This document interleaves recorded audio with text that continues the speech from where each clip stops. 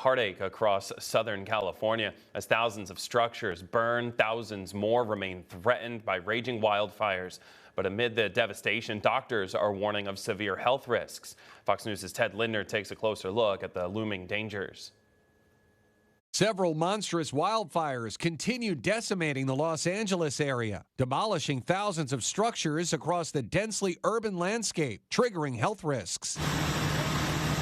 The infernos are generating high amounts of smoke. It's casting a thick haze and sending people running to buy air filters and don face masks. I've woken up with burning eyes and a sore throat, coughing. Doctors are urging caution. Wildfire smoke contains very fine particulate matter. This is called particulate matter 2.5. This matter can include gases like carbon monoxide, but it can also contain a slew of other toxins. That's because the fires are burning a lot of items not found in nature, like cars, furniture, and appliances. Inhaling these very small particles can cause significant irritation to the lungs. They certainly can enter the bloodstream, wherein we sometimes see non-respiratory effects like cardiovascular effects of smoke exposure. This comes as civil engineers say wildfires like these can damage water systems, causing depressurization that can prevent water from coming out of the faucet. When that happens,